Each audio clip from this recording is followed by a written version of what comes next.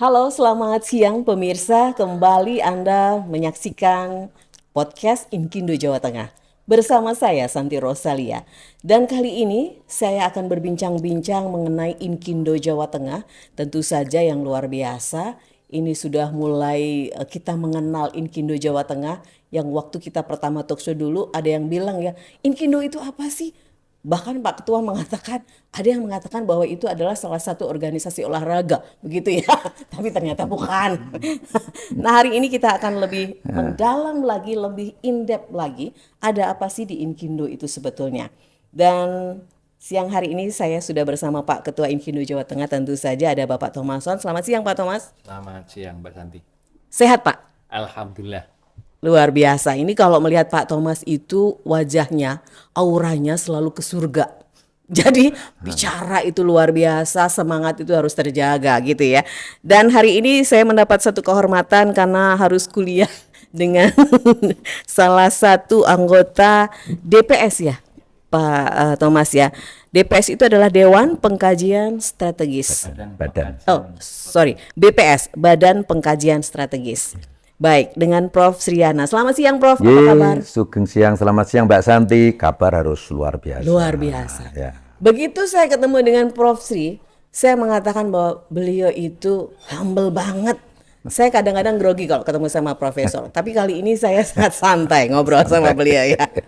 Baik, Pak Thomas, sebelum nanti kita akan berbicara tentang isi dan apa yang akan kita diskusikan hari ini, boleh tahu dulu Pak, BPS apa yang peran apa untuk bisa membuat Inkindo itu semakin bisa lebih kuat lagi Pak?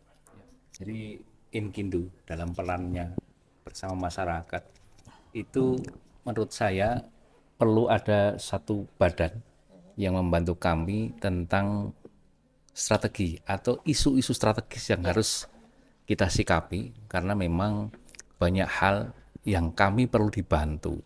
Kami pengen menjadikan negara ini GCG, Good Corporate Governance, itu perlu seorang pembimbing, yaitu perguruan tinggi, dan di sini kita melibatkan para profesor, doktor, kemudian mereka itu membantu kami dalam mencapai cita-cita yang benar-benar mulia, yaitu menjadi konsultan yang sangat profesional. Kira-kira demikian Mbak Santi. Baik, dan mungkin ini salah satu program yang dilakukan oleh Inkindo, ada capacity building untuk pengurus Inkindo Jawa Tengah ya, Pak Ketua ya.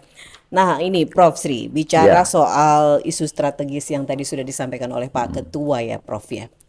Dari capture atau mungkin helicopter view yang sudah di mapping oleh Prof. Sri, apa sih isu strategis yang harus ditangkap, kemudian apa yang harus menjadi PR dan diselesaikan bersama Prof? Ya, oke. Selamat siang para pemirsa. Terima kasih. Ini pertanyaan yang baik ya untuk Mbak Santi. Jadi seperti apa? Saya menyambung apa yang disampaikan oleh Pak Ketua, ya, Pak Thomas ini tentang BPS ya. Jadi ada namanya Badan Pengkajian Strategis. Sementara ini memang berdasarkan hasil identifikasi ini keberadaan dari Inkindo ini merasa ya, merasa kurang membumi kan itu ya. Membumi dalam arti sebagai harapannya kan sebagai mitra pemerintah dan juga terkait dengan keterlibatan kita dengan masyarakat itu. Maka kita mencoba bagaimana caranya supaya Inkindo ini melalui Badan Pengkajian Strategis ini supaya membumi. Saya baru ngobrol-ngobrol dengan Pak Ketua waktu itu. Ini ternyata sudah dilakukan namanya MOU ya.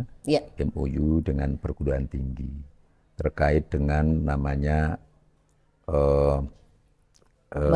Merdeka Belajar Kampus Merdeka. Itu kan baik ya, artinya Inkindo ini meneruskan dari instruksi dari pusat supaya nanti menggandeng melakukan MOU dengan perguruan tinggi yang ada di Jawa Tengah ini supaya melakukan yang pertama paling enggak ya magang ya Pak Ketua, ya ada magang. Kemudian saya kemarin usul supaya membumi ya istilahnya ini Inkindo mengajarkan itu. Nah ini menurut saya ini sebagai strategi ya, strategi agar keberadaan Inkindo yang ada di Jawa Tengah itu semakin membumi.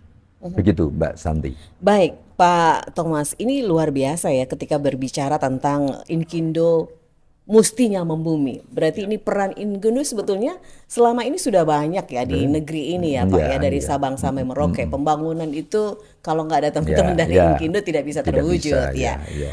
Apa ini yang menjadi salah satu namanya apa ya Pak, langkah yang akan dilakukan? Oke, Mbak Santi. Jadi begini, isu strategis pada saat ini, pada saat kita memutuskan untuk ber-MOU dengan 9 perguruan tinggi, sementara 9 perguruan tinggi di Jawa Tengah. Jadi pemerintah itu lewat Menteri Pendidikan itu membuat program namanya Kampus Merdeka, yaitu Merdeka Belajar, Kampus Merdeka. Nah, di sini ternyata dari pihak pemerintah mensarankan bahwa kita selaku praktisi itu diharapkan menyediakan lapangan pendidikan untuk mahasiswa mereka magang. Nah, magang itu dinilai sangat tinggi oleh pemerintah, dalam hal ini dari perguruan tinggi ya. 1 semester itu akan mendapatkan nilai 20 SKS dan mereka berhak mendapatkan honor dari kita, dari para penyedia jasa yang sekarang itu berkolaborasi dengan pemerintah. Nah, yang kedua, itu kita juga disyaratkan untuk melaksanakan praktisi mengajar. Tapi beliau, Prof. Sriana menyampaikan kalau bisa dirubah menjadi Inkindu mengajar. Nah, bayangin, kalau kita itu ditugaskan seperti itu, saya tanyakan, Prof, kami tidak mampu ini. Kalau saya seorang akademisi juga membuat rencana pembelajaran, oke lah, RPL oke. Tapi kalau sekarang seorang engineer lapangan tiba-tiba suruh mengajar, itu tidak semata-mata akan sesuai apa yang diharapkan. Nah, kalau zaman sekolah kita kan tahu silabus ya. Nah, silabus itu membuat mudah, tapi kalau rencana pembelajaran itu dari mulai bab 1 nanti membahas apa, bab 2 membahas apa, itu paling tidak dalam 1 putaran itu adalah 14 kali pertemuan. Nah, hal seperti inilah yang saya katakan saya tidak bisa menyelesaikan sendiri, harus melibatkan perguruan tinggi. Dalam hal ini kita membentuk namanya BPS, Badan Pengkajian Strategis. Beliau pun menyarankan landing dari pesawat langsung menyampaikan saya punya usulan seperti ini. SDGs itu usulan beliau. Saya justru menjawab, Prof, berat. Tapi kita harus berusaha. Saya BPS aja sudah mengatakan, teman-teman, ini gimana? Ya kita upayakan, karena bukan hanya menerima mahasiswa magang dari Kampus Merdeka tadi, tapi memberikan honor bulanan kepada mereka. Tapi syaratnya mereka harus full time kerja di tempat kita. Berarti kita menyediakan apa coba? Alat kerjanya, tempat kerjanya, kemudian target pekerjaan yang harus dicapai sesuai dengan MPKS tadi. Kira-kira gitu Mbak, kan berat banget. Nah, beliau ini adalah solusi kami untuk berpikir bersama. Gitu Mbak. Mungkin tidak ya Prof, ini pikiran akal saya aja Apa perlu dari Inkindu sendiri membuat sebuah kurikulum untuk MBKM ini sehingga itu bisa menjadikan guidance untuk teman-teman nanti yang magang di situ, sehingga goalnya dari anak-anak magang apa, kemudian tadi fasilitas juga mungkin Pak ya. Bagaimana Prof? Ya, jadi gini Mbak Santi, saya menyambung apa yang disampaikan Pak Ketua. Saya selalu mengingatkan kita semua. Kita harus ikut mewujudkan namanya SDGs ya, Sustainable Development Goal. Betul. Itu. Kata kunci yang bagus adalah no one left behind. Tidak ada satupun yang terlewatkan, tidak ada satupun yang tidak terlibat, semua terlibat. Berperan termasuk semuanya. Harus berperan. Maka Inkindu ini menurut saya bagus, jadi apa yang disampaikan Pak Ketua tadi, kita harus kolaborasi. Nah, terkait misalnya kesulitan-kesulitan apa nanti di dalam menyusun silabusnya atau RPS tadi itu nanti bersama kita, gitu, tidak apa-apa. Tapi yang jelas saya mengapresiasi seperti kami selaku akademisi ini dan juga masuk di dalam Badan Pengkajian Strategis ini sudah mengapresiasi. Namanya konsultan lalu sudah menyiapkan tempat magang kan itu, terus teman-teman para praktisi ini istilahnya Inkindu mengajar ini kan bagus, kan bisa diatur seperti itu. Betul. Kita itu di lapangan seperti saya mengajar ini, satu mata kuliah itu terkadang bisa dipegang oleh 2 orang, bisa 4 orang. Jadi misalnya tengah semester itu 2 orang, lalu UAS ya. Jadi ujian akhir semester itu 2 orang. Nah, nanti berkolaborasi, enggak apa-apa. Itu Jadi satu mata kuliah ya? iya, satu Prof, ya? mata Oke. kuliah. Maka dengan adanya kolaborasi tadi, ya kita sudah melakukan MOU ya Pak Ketua ya. Nah nanti di dalam proses belajar mengajar, nanti di kolaborasi, jamnya bisa diatur. Ya. Karena kita tahu bahwa namanya Merdeka Belajar ini, Pak Ketua sudah menyampaikan ada tempat magang, kemudian teman-teman Inkindo mengajar tadi ini sebagai praktisi-praktisi yang sebenarnya sangat dibutuhkan di dalam proses belajar mengajar supaya anak didik kita itu siap untuk kerja. Betul. Gitu Mbak Santi. Benar-benar. Maka ya inilah tadi ini ngobrol-ngobrol ini menurut saya sangat baik. Jadi apa yang menjadi kendala bagi Inkindo ini nanti lewat BPS Badan Pengkajian Strategi terkait dengan Merdeka Belajar Kampus Merdeka tadi bisa diwujudkan gitu ya Pak Ketua, seperti itu gitu Iya. Mbak Santi. Jadi memang Inkindo berbenah, Inkindo Ya, berjaya itu iya, sudah harus mulai dilakukan sekarang juga gitu ini ya. bagus, topik yang bagus. Ini tadi saya udah ngobrol dengan Pak Ketua, ini bagus ini. Topiknya adalah Inkindo Inkindo berbenah, Inkindo berjaya. Nah, saya merinding ini Mbak Santi. Karena namanya berbenah itu, ya maaf ya, kok orang kok berbenah terus? Ya memang namanya berbenah itu untuk evaluasi oleh diri kita, supaya semakin maju. Dan ini sustainable, berkelanjutan. Bukan saat ini tok, misalnya topik ini misalnya terkait dengan Inkindo berbenah, ayo berbenah, berbenah diri. Ya, nanti supaya apa? Inkindo berjaya. Jaya. Nah itu Inkindo harus semakin membumi. Kalau ini berjaya kan otomatis udah membumi betul. Seperti Betul, program yang disampaikan oleh Pak Ketua tadi terkait dengan Merdeka Belajar Kampus Merdeka harus bisa diwujudkan. Tentang nanti hal yang kecil-kecil nanti bisa dirembuk. Iya. Kolaborasi. Kolaborasi Nah, gitu, Mbak itu yang Santi. penting ya Prof Iya, ya. Jadi iya. tadi benar ya, ketika di perkuliahan Iya. tapi di share oleh praktisi-praktisi yang Iya. langsung di lapangan, jadi tidak ada keluhan. Enggak, Mahasiswa iya. selesai nganggur itu Nah, nggak nggak mungkin ada, ya. nggak mungkin. Jadi sudah terjawab sebetulnya Betul. bahwa yang dibutuhkan di lapangan adalah Yes. seperti ini mungkin Iya, itu ya. iya, betul, Mbak Jadi Santi. kalau tema ini sebetulnya fleksibilitasnya sangat tinggi ya. Ya. Berbenah itu kan terus bertumbuh begitu oh ya, Prof, iya, ya. iya. Luar biasa ya. Itu bagus. Baik, Pak Ketua, apa yang mau disampaikan ini untuk internal pengurus berarti ya, Inkindo Jateng ya, untuk mulai dong Pak, dari sekarang juga.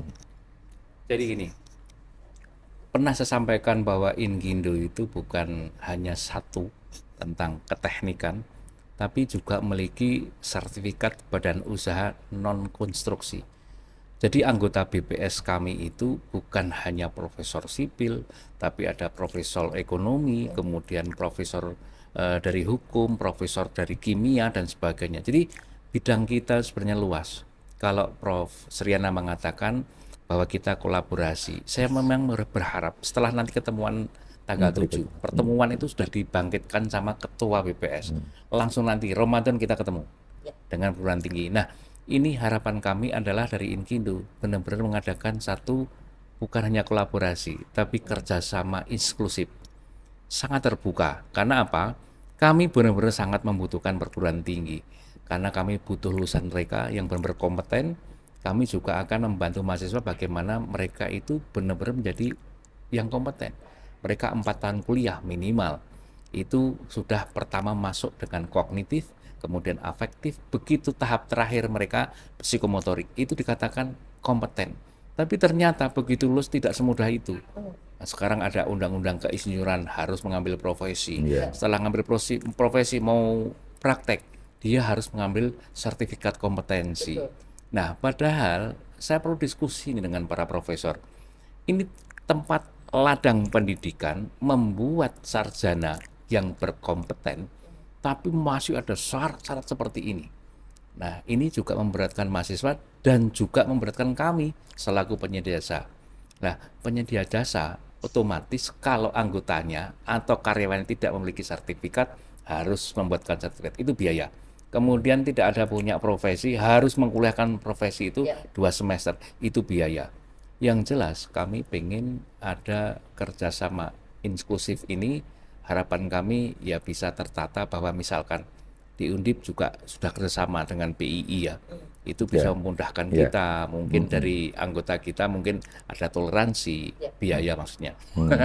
Karena ini mahal, Pak. Ngambil profesi itu mahal. Ya, dulu kalau setingkat Prof. Suryana lulus berhak menggunakan gelar insinyur. Sekarang saya berhak menggunakan gelar sarjana teknik. Begitu saya praktek keinsinyuran harus mengambil profesi. Itu pemikiran saya yang tentang BPS ini. Yang di luar, wakil-wakil saya tak suruh memikirkan bagaimana ke bawah itu organisasi kita berjalan sebagaimana mestinya. Dalam organisasi kan ada bisnisnya kan gitu ya. Nah, yang lain-lain ternyata ada beban seperti ini. Nah, harapan kami dari BPS ini memberikan jembatan kita ke pemerintah, komunikasi. Mbak Santi, kalau enggak ada ya selalu kita ngeluh. Kenapa? Pemerataan masalah anggaran di daerah itu belum tentu dikuasai teman-teman kita daerah. Dari provinsi, dari provinsi lain itu masuk dan akhirnya teman-teman juga kurang berdaya. Nah, sekarang didampingi para profesor di BPS. Minimal Jawa Tengah itu punya benteng. Ini loh. Nah, etika profesi kami sampaikan kemarin di penataran kode etik. Itu wajib. Nah, kemarin itu PKI itu penataran kode etik bukan untuk pengusaha, anggota, tapi untuk pengurus. Walaupun ada yang murni akademisi harus tahu, karena badan pertimbangan ini memberikan pertimbangan kepada kami. Nah, kode etiknya itu kayak apa sih? Nah, minimal nanti mahasiswa lulusannya itu akan didik, lulusannya harus punya etika profesi yang baik. Kira-kira gitu Mbak Santi? Iya, karena memang salah satu syarat menjadi profesional itu ada kode etiknya, begitu ya, Prof. Setuju saya. Nah, saya tertarik dengan SDGs ini, Prof. Tadi tidak ada satupun yang terlewatkan. Apa sebetulnya poin-poin atau fundamental yang ada di SDGs itu? Oke, terima kasih Mbak Santi. Jadi fundamental di dalam yang namanya Sustainable Development Goal itu sebenarnya ada 17 tujuan, ada 169 target. Nah, yang ada di situ yang terakhir nomor 17 itu bermitra, berkolaborasi itu maksud saya. Nah, ini sebenarnya fundamental menurut saya tadi. Jadi dengan cara berkolaborasi itu dengan bermitra para pihak, khususnya misalnya kayak untuk mendukung terkait dengan Merdeka Belajar Kampus Merdeka tadi, itu ya tadi kolaborasi. Kalau ada kesulitan tadi perlu disampaikan supaya ya target tujuan akhir di dalam Merdeka Belajar Kampus Merdeka ini untuk anak didik kita itu bisa diwujudkan seperti itu. Jadi maka bermitra, berkolaborasi maksud saya seperti itu. Baik. Tuh, Mbak Santi seperti itu. Baik, Prof. Mungkin di akhir perbincangan bisa menyampaikan beberapa hal kepada teman-teman di Inkindo ya, untuk energizer mungkin juga dan juga enlightening ya. Silakan. Oke. Terima kasih Mbak Santi. Yang pertama saya terima kasih ini diundang gitu ya. Ada Pak Ketua, ada Mbak Santi yang ya berbincang-bincang dengan kita ini. Yang pertama gini. Yang pertama tadi topiknya menarik kan ya. Inkindo berbenah, Inkindo berjaya. Amin kan itu ya. Amin.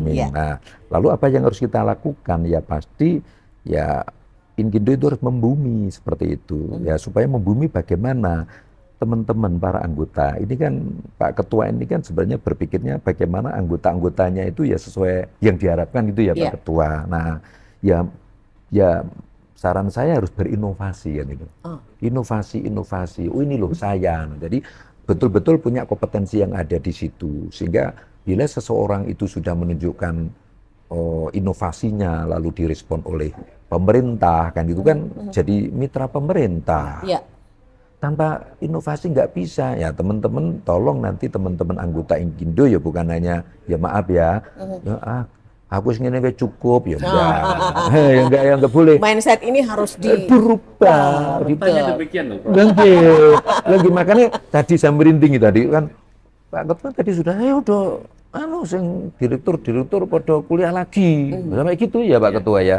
Nah, itu artinya itu suatu gebrakan-gebrakan bahwa supaya punya inovasi untuk memberikan trust kepada pemerintah. Oh, ini loh baju saya Inkindo, para anggota Inkindo, tunjukkan dong dengan pemerintah sehingga tadi apa yang disampaikan Pak Ketua tadi pokoknya kita harus bisa bermitra.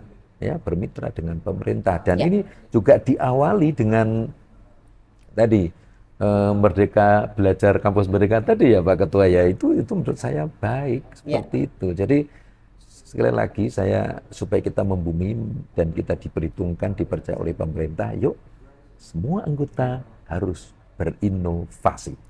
Tanpa inovasi kita tidak bisa melakukan kolaborasi, kita tidak bisa Inkindo semakin membumi. Pokoknya tetap semangat, ini hidup itu adalah proses pembelajaran bagi kita semua.